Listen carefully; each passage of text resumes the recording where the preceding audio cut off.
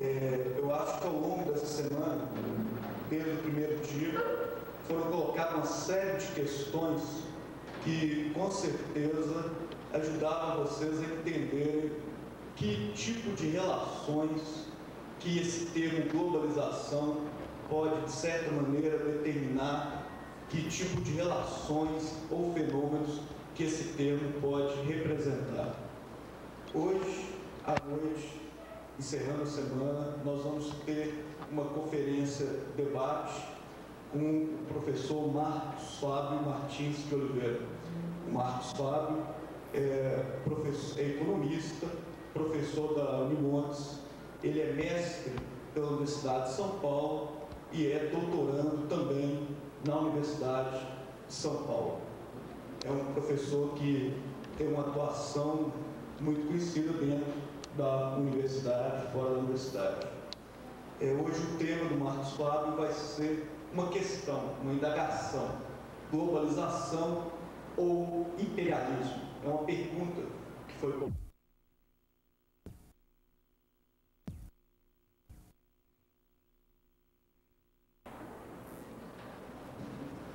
Globalização e tentar responder a indagação sobre o imperialismo. Tá? Só que antes de fazer isso, eu gostaria de fazer os agradecimentos ao departamento, ao curso de filosofia, porque é um enorme prazer estar aqui na FAFIL. Eu sempre que estou aqui, eu comento que infelizmente eu não tive oportunidade até hoje de dar aula no CCH depois que eu terminei o mestrado. Eu dou aula para o curso de Ciências Sociais e para o departamento que eu faço parte aqui no CCH, que é o departamento de História. Infelizmente eu não posso dar aula porque as disciplinas, principalmente aquelas que eu estou mais preparado, não constam do currículo. Então é sempre um prazer atender ao convite, ainda mais na Semana Filosófica, que está na 7ª edição, e ainda mais ter o prazer de encerrar essa semana. Eu agradeço o prestígio e a gentileza que o departamento está fazendo com a minha pessoa. Antes da gente indagar a respeito do imperialismo, eu vou conceituar um pouquinho a questão da globalização. O que é globalização? E já começando a indagar se de fato ela existe. Perfeito? Muito bem. Estar falando no encerramento cria a desvantagem de que muitas coisas já foram faladas. Mas, então, algumas coisas vão ficar aqui a propósito, à guisa de uma revisão do que foi falado durante a semana. Então, eu vou encadear alguns conceitos. Esses conceitos, alguns podem estar sendo repetidos, mas fica com um resumo para as reflexões que a gente vai fazer. Eu vou falar relativamente pouco, vou tentar me conter por volta de uns 30, 35 minutos, perfeito? E nesse tempo a gente vai discutir basicamente 4 elementos. Primeiro, quais os conceitos? E para os conceitos eu vou colocar globalização, internacionalização e mundialização. 2, eu vou enfatizar o ponto mais polêmico, perfeito? Ou seja, não existe globalização, perfeito? Eu vou insistir que não existe globalização e depois eu vou discutir qual o inconveniente de aceitar essa argumentação, apesar de, na minha opinião, ela ser verdadeira. Terceiro, o que existe de peculiar, o que existe de diferente na fase atual? Ou seja, apesar da globalização não existir, eu concordo com isso, a tese de que ela não existe causa uma série de problemas políticos, ideológicos e funcionais na sociedade. E então nós vamos discutir, apesar da globalização não existir, o que existe de diferente que merece ser discutido. Quarto, quais as alternativas para a globalização atual, e aí a gente entra na questão do imperialismo, que dependendo do caminho que se seguir, a globalização pode ser alguma coisa interessante, pode ser uma coisa proveitosa para os povos. Caso contrário, caso persista a situação atual, o caminho seria basicamente o imperialismo. Muito bem, então vamos começar a discutir os conceitos: globalização, mundialização e internacionalização. Não vou me deter muito porque é o conceito mais popular, é o conceito que está todos os dias na mídia. Tá? Por esse conceito popular, quase que coincidente com o que é divulgado na grande imprensa e o que é divulgado pelos organismos internacionais, FMI, Banco Mundial, grosso modo, pelo Consenso de Washington, o que seria a globalização? Globalização seria, então, basicamente a integração mundial, a integração via mercado, via processo de competição. Tá? Então, primeira característica, processo de integração via competição. Segunda característica, que esse processo levaria os benefícios desse processo para toda a humanidade. Levaria os processos para toda a humanidade, promovendo o equilíbrio, promovendo a homogeneidade no âmbito mundial, no âmbito regional e no âmbito das classes.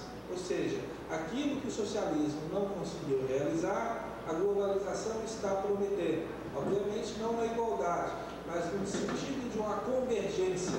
Ou seja, diminuiriam-se as disparidades sociais, regionais e entre os países. Tá? É essa promessa que está embutida na globalização, que está embutida na promessa do neoliberalismo, é a promessa feita pelo Consenso de Washington. Essa eu vou parar por aqui, que é a mais popular, todo mundo já deve ter ouvido, com certeza. Segundo, mundialização. Tá? Esse termo é muito utilizado pelos economistas da Escola Francesa da Regulação, pelos historiadores, sociólogos e filósofos franceses, e aqui a gente destacaria principalmente o François Quesnel.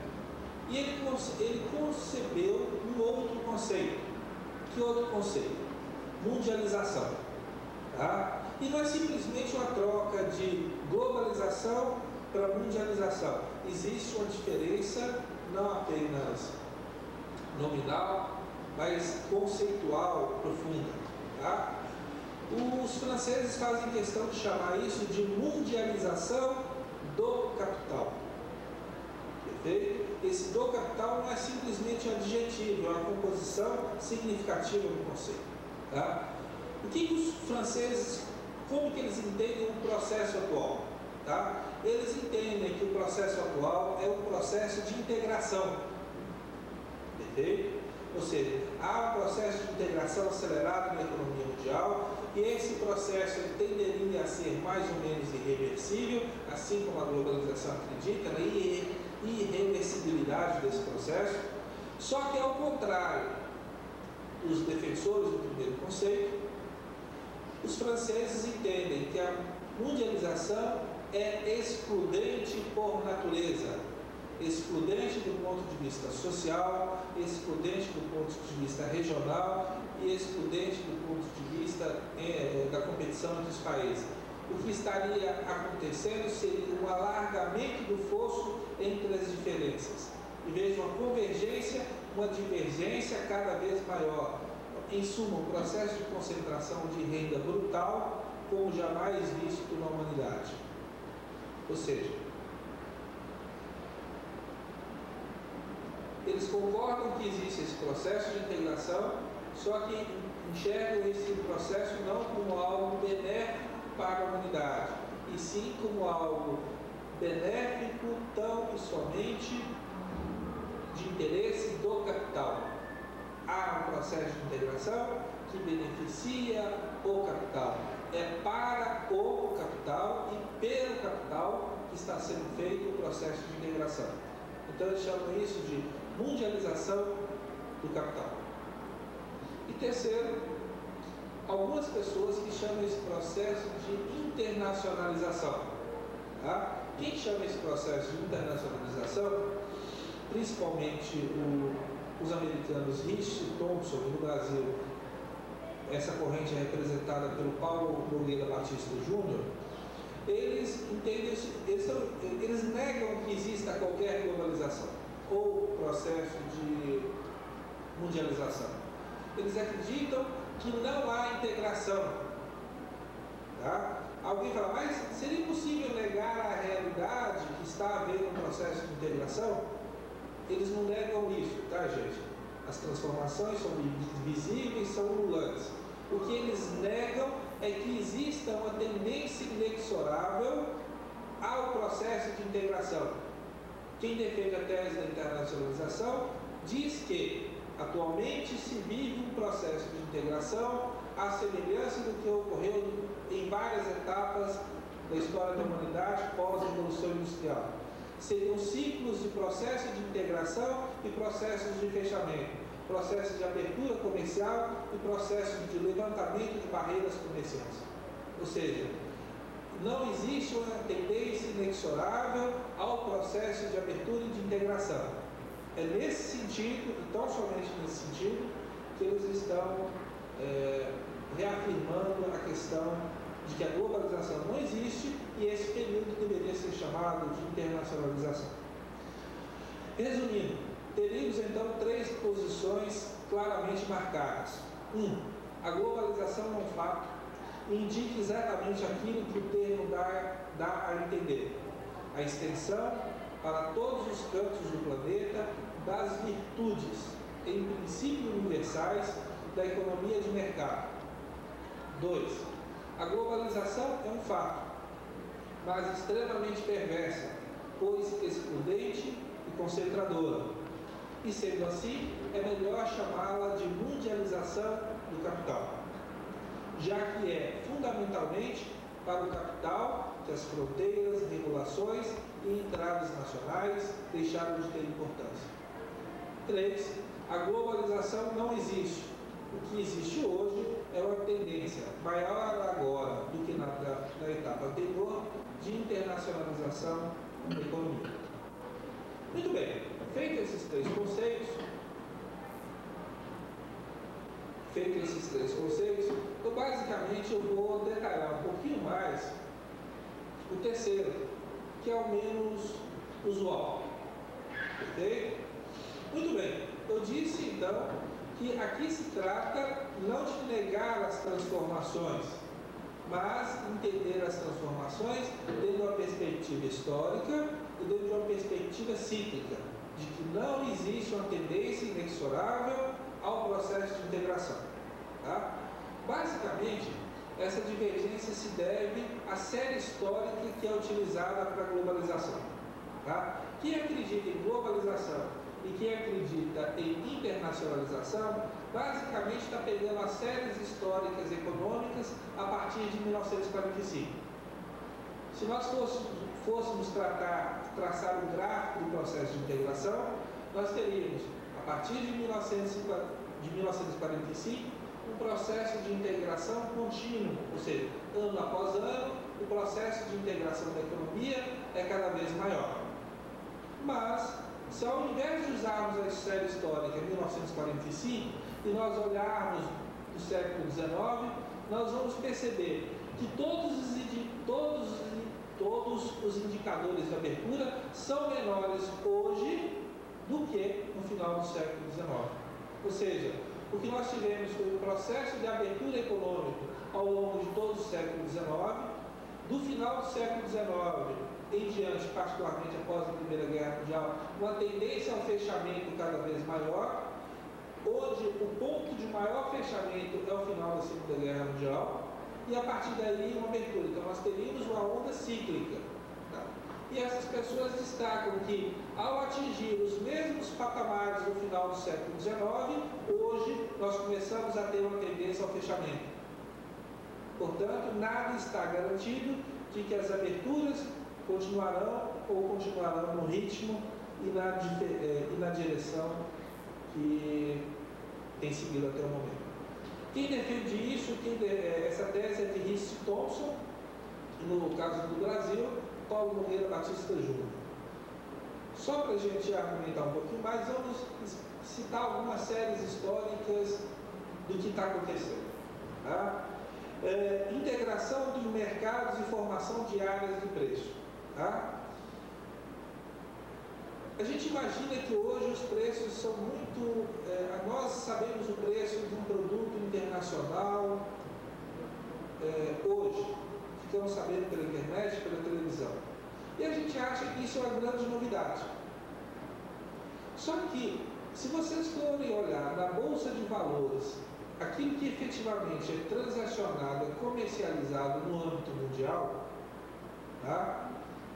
Trigo, petróleo, soja, todas as commodities, tá? Desse final de século, ou as commodities são produtos trocados no mercado internacional, com relativa homogeneidade. Ou seja, portanto, você pode comprar de um lado do outro mundo sabendo exatamente o que é. Tá?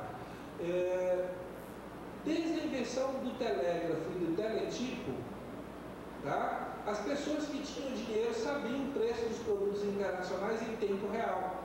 Ou seja, quem era rico e aplicava na Bolsa de Valores, sabia no final do século, desde 1860, 1870, cotação diária em tempo real instantânea. Estou falando de tempo real, aumentou o preço do trigo no mercado internacional, no mesmo minuto a pessoa está sabendo do outro lado do mundo. Tá? Desde o final do século XIX, os cabos submarinos interligam as principais praças financeiras internacionais. Ou seja, a internet ajudou muito a popularizar informações que não valem dinheiro. Para as pessoas que a informação valia dinheiro, elas já eram acessíveis desde o final do século XIX.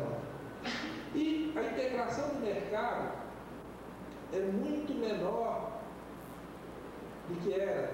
Nós estamos atingindo hoje o grau de abertura, o grau de participação do valor das mercadorias no mercado internacional, transacionado, em relação ao peso da economia, nós estamos atingindo aquilo que era na Primeira Guerra Mundial.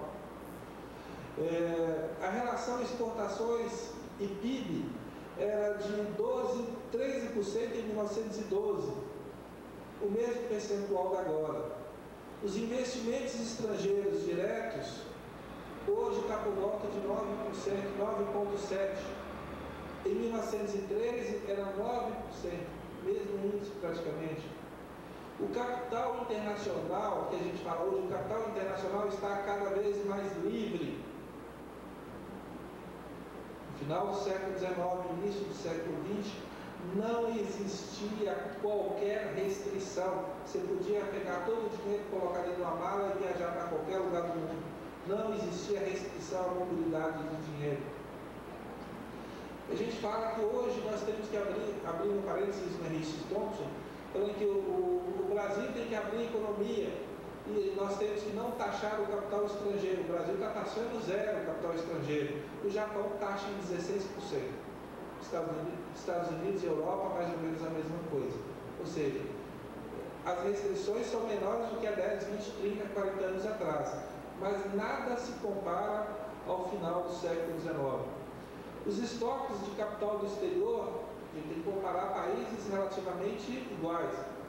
A Grã-Bretanha, a principal potência, para cada libra que ela tinha no seu país, ela tinha 1,53 fora, ou seja, ela tinha um PIB e meio fora do país. Hoje, os países que têm mais são Alemanha e Japão, que estão por volta bruto 52% e líquido 15%. Então, era 153, baixou para 15%. A Alemanha é 70% bruto e 10% líquido.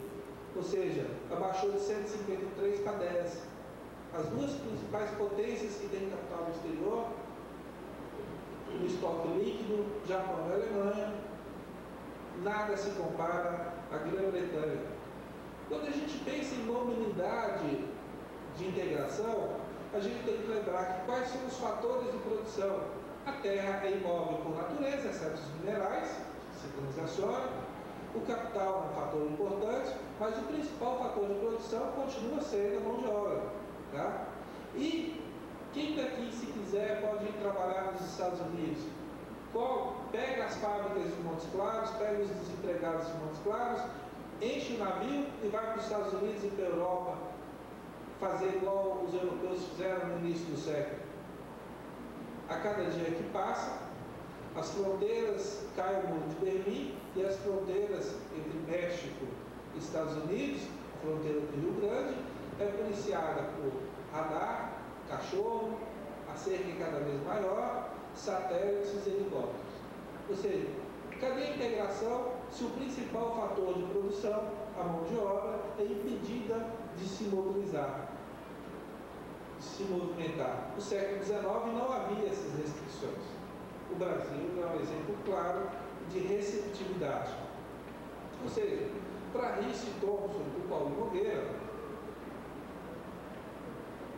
a partir desses indicadores aqui, basicamente nós temos uma tendência a limitar o século XIX com muito menor proporção do que era. E quando a gente compara a questão da mão de obra, não existe globalização nenhuma. Ao contrário, o processo de fechamento é cada vez maior. No caso da Europa, tem um francês, Jean-Claude Ruffin, que escreveu um livro chamado O Império e os Novos Bárbaros. Ele retrata uma comparação da Europa com o Império Romano, às vésperas da decadência, onde a riqueza era cercada e o Império tinha hordas de bárbaros famintos na sua fronteira e eram impedidos de entrar. Demorou pelo menos 500 anos para os bárbaros invadirem o Império. Tá? Agora reconstrói-se as fronteiras do Império. Quais são as fronteiras da globalização para eles? Mercado de trabalho, nem compensa comparar. Fechamento total e fechamento cada vez maior. Então vamos para o ponto onde a globalização é mais falada. A globalização financeira. Todo mundo diz, é a grande vantagem, a grande mudança. A grande verdade é o investimento estrangeiro direto, tá? Que os países estrangeiros investem, né? Em 1994 era 3,9, em 84 e 89, 3,1. Ou seja, 3,9 ou 3,1 no início dos anos 80. País em desenvolvimento 7,5, América Latina 8,65, Ásia 7,25, Brasil 3%. O Japão, como sempre, 0,3% de investimento direto no Japão. Ou seja, esses investimentos diretos, mesmo nesses percentuais relativamente baixos, eles estão extremamente inflacionados, extremamente superestimados. Tá? No caso do Brasil é 3%. Tá? Só que dentro desses 3% está contando a compra de várias empresas. Então, na realidade, o que a gente está chamando de investimento nada mais é do que a troca de propriedade. O investimento no conceito técnico é construir uma nova empresa, é pegar ela no chão, construir as paredes, colocar máquina e colocar mais gente para trabalhar. Na realidade, a gente está tendo o quê? Simplesmente uma troca. Possivelmente esses 3% baixa para 1,5%, se não baixa mais.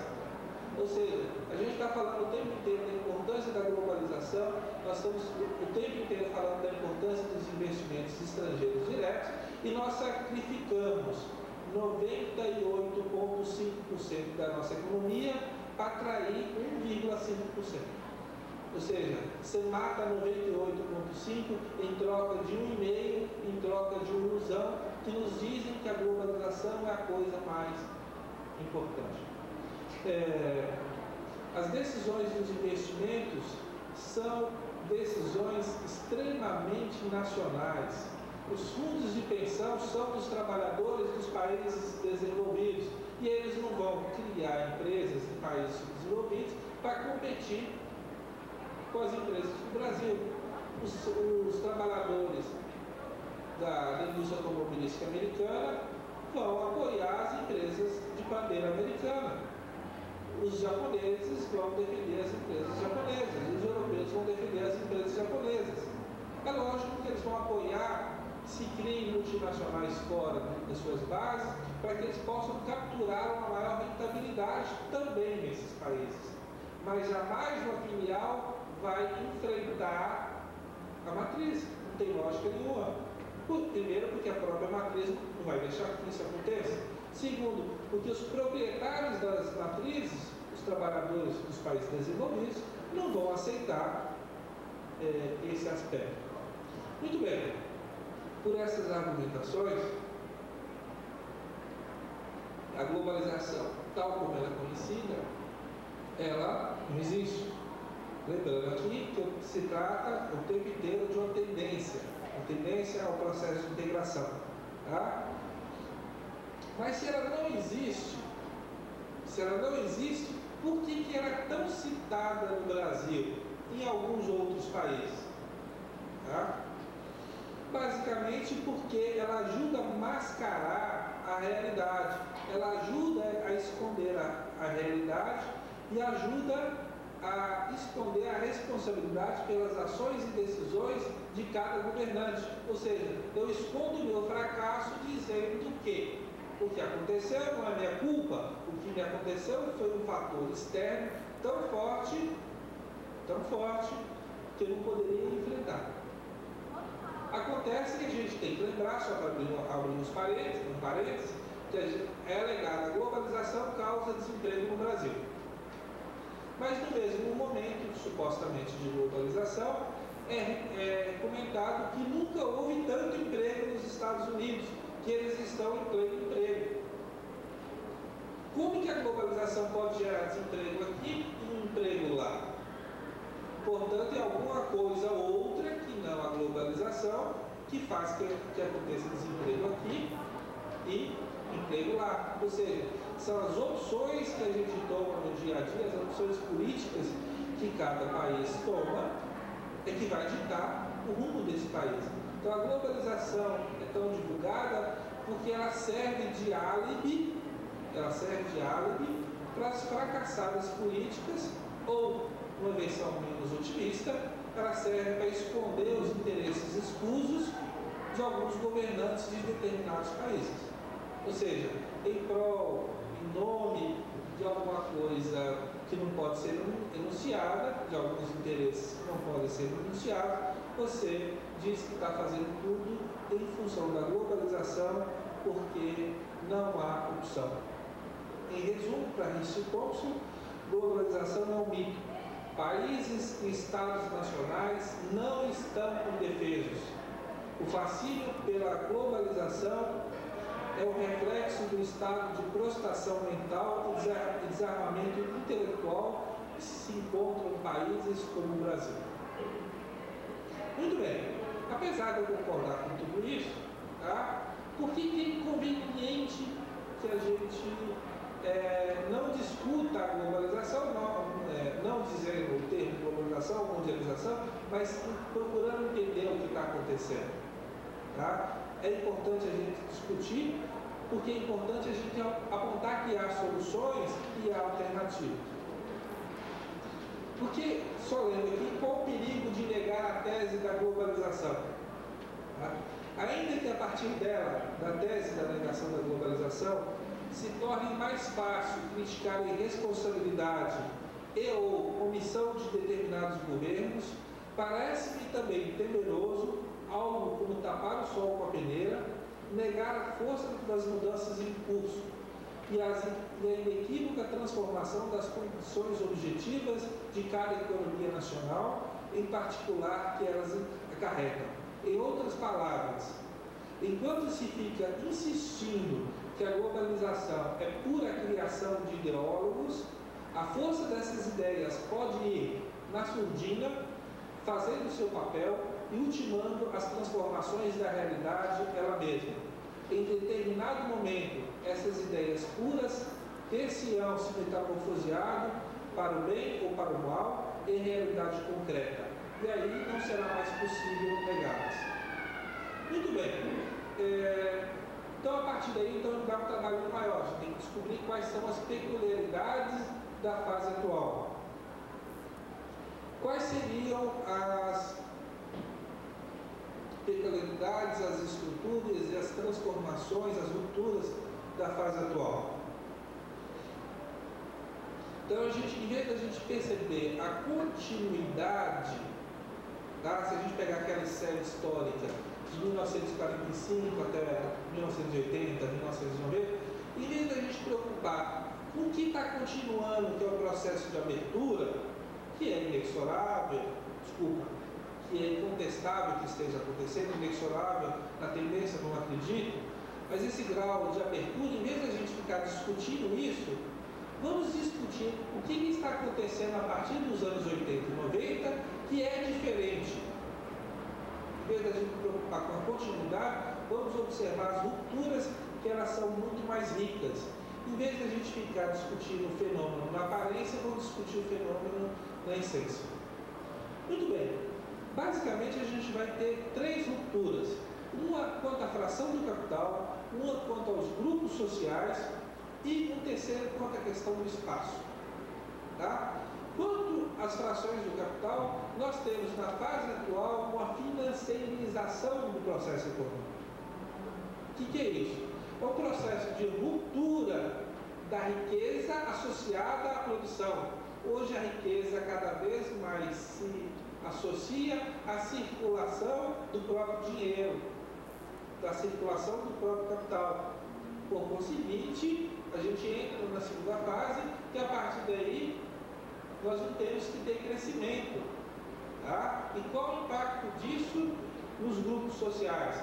A questão dos grupos sociais é a condenação do Estado do bem-estar social, aquele Estado que foi construído no pós-guerra, que tinha uma proposta de integração de pessoas, países e regiões às benesses do capitalismo. Ou seja, a partir da Segunda Guerra Mundial, do welfare state, você tinha cada vez mais um processo de integração social. Esse processo foi rompido a partir dos anos 80 e está havendo cada vez mais a condenação das conquistas do Estado e reforçando cada vez mais os polos dominantes, sejam eles pessoas, regiões ou países.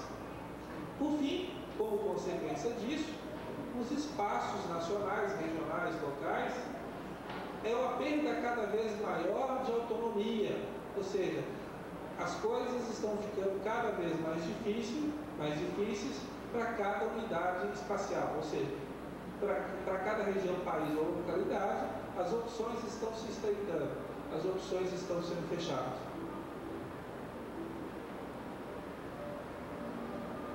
Muito bem. Quais as consequências disso? Tá? Eu vou discutir um pouquinho mais adiante, mas antes disso, vamos perceber que essas rupturas, então, só resumindo, ela ocorre num quadro de estagnação mundial, não há crescimento praticamente da economia mundial nos anos 80 e 90. Quando você olha alguns países, Estados Unidos e Europa, crescendo, mas você vê outros países decaindo. No quadro mundial, é uma situação de relativa estagnação ou crescimento muito baixo. 3 rupturas no nível da organização social, no nível dos estados nacionais e em termos espaciais. E a tendência de todas essas rupturas é um agravamento das disparidades e não uma diminuição das disparidades. Tá? Então, todas essas transformações, elas podem ser resumidas em uma palavra: neoliberalismo. Tá? Neoliberalismo, ou alguns, como diz o professor, neoliberalismo, porque a gente já vivia liberalismo, foi no final do século passado, desde a década de 50 nós temos um neoliberalismo, a escola de Chicago, e a partir dos anos 80 nós estamos voltando o neoliberalismo. Né? E esse professor ele calcula, para cada 7 empregos destruídos no Brasil ou na América Latina, gera-se um emprego nos Estados Unidos. Muito bem. O que é importante a gente destacar quanto ao neoliberalismo, que é a grande novidade dessa fase da internacionalização,